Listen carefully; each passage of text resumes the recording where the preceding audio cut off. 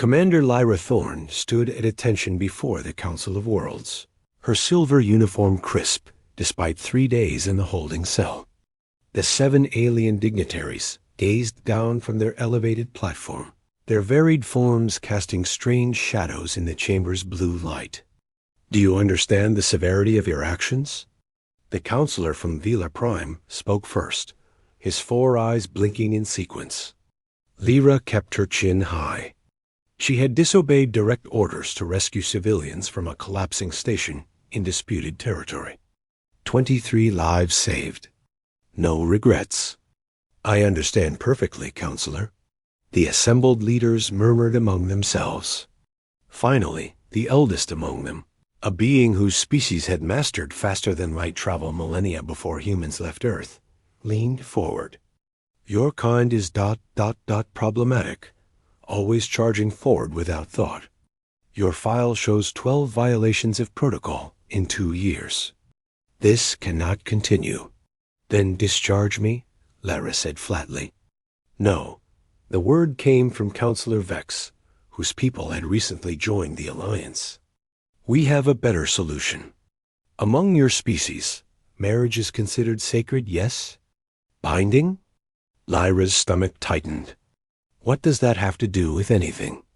"You will be assigned to Lieutenant David Kane, human xenobiological specialist, aboard the research vessel Horizon. You will marry him and remain bonded for no less than 5 standard years. Perhaps domesticity will temper your reckless nature." The chamber erupted in her protests, but the decision was final. Forcing 2 humans into marriage as punishment seemed absurd, yet the council had spoken. The alternative was imprisonment or expulsion from service. She had worked too hard to throw it all away. 3 days later, Lyra found herself in a small ceremony chamber aboard the Horizon. David Kane stood across from her, looking equally uncomfortable in his dress uniform. He was tall, with dark hair and eyes that seemed to assess everything with scientific precision. "This is ridiculous," she muttered, as the automated officiant droned through the ceremony. "Agreed," David replied quietly. "But I checked. The legal bindings are real. We're stuck with each other." The ceremony concluded without fanfare. They signed the digital documents, and suddenly they were married. The few crew members who attended dispersed quickly, leaving them alone in the chamber. "So what now?" Lyra asked, arms crossed. David studied her for a moment. "Now we figure out how to make this work. Come on. I'll show you to our quarters."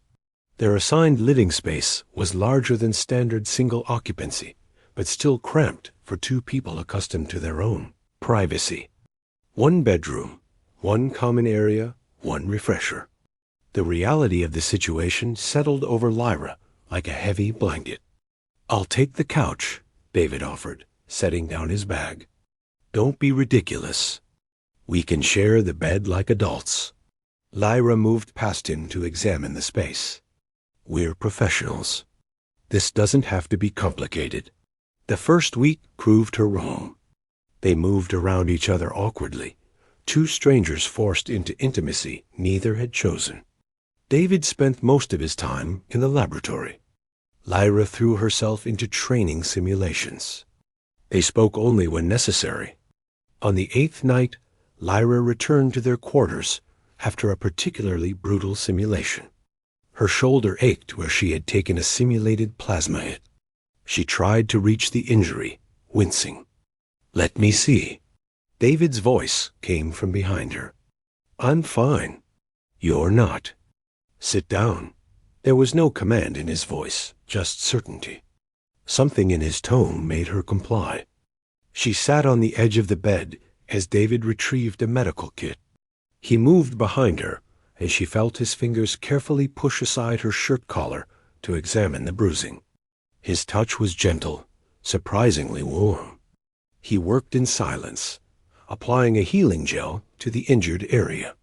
His fingers moved across her skin with practiced care, and Lyra felt something unexpected, a flutter of warmth that had nothing to do with the treatment. "You push yourself too hard," David said softly. That's rich coming from someone who works 18-hour shifts. Fair point. She heard the smile in his voice. His hands continued their work, easing the tension in her shoulders with careful pressure. Why do you do it? Push so hard? Lyra was quiet for a moment. No one ever asked her that. My brother died in a transport accident when I was 15. The crew followed protocol perfectly. By the book. And he died anyway, because sometimes the book is wrong. Sometimes you have to trust your gut. David's hands stilled. I'm sorry. Don't be. Just explaining why I am the way I am. For what it's worth, those 23 people you saved, they would tell you it was worth it. His hands resumed their gentle work. You did the right thing, even if the council can't see it. Something shifted between them in that moment. His touch, meant only for healing, had become something else. Lyra became acutely aware of every point of contact, every careful movement of his fingers. She turned to face him. David. He met her gaze, and she saw her own confusion reflected in his eyes. This wasn't supposed to happen. This was a punishment, a forced arrangement. Yet here they were, connected by something neither had anticipated. We don't have to, he said quietly. This situation is already complicated enough. Lyra reached up, her hand covering his where it rested on her shoulder. What if I want complicated? The kiss was tentative at first, testing. Then something ignited between them, months of forced distance transforming into sudden closeness. David's arms wrapped around her, and Lyra pressed against him, surprised by the intensity of her own need. They fell back onto the bed together, a tangle of limbs and hastily removed clothing. Every touch sent electricity through her nerves. David's hands mapped her body with the same careful attention he gave to his research, learning what made her gasp, what made her arch against him. Tell me what you want, he whispered against her neck. More, she breathed. Please, more. He obliged, and Lyra discovered that being forced into this marriage might have been the council's worst punishment or their greatest gift. She had expected to endure 5 years of awkward cohabitation. Instead, she found herself pleading for David's touch, craving the connection they were building. Afterward, they lay tangled together, both breathing hard. Lyra traced patterns on David's chest, processing what had just happened. This changes things, she said. Everything, he agreed. But maybe that's not a bad thing. The council wanted to punish me, make me settle down. David laughed, a sound rumbling through his chest. Instead, they gave you a partner who understands exactly why you do what you do. I've read your file, Lyra. Every rule you broke, every protocol you violated, was to save lives. That's not recklessness. That's courage. She looked up at him. You really believe that? I do. And I think together we could be incredible. Your instincts, my analysis. Your courage, my caution. He brushed hair from her face. If you want that. Lyra smiled, really smiled, for the first time since her court appearance. The council is going to be so disappointed. Let them be. We'll show them that humans don't break under punishment. We adapt. We overcome. We find ways to turn obstacles into opportunities. Over the following months, they proved David's words true. Lyra tempered her boldest impulses with David's strategic thinking.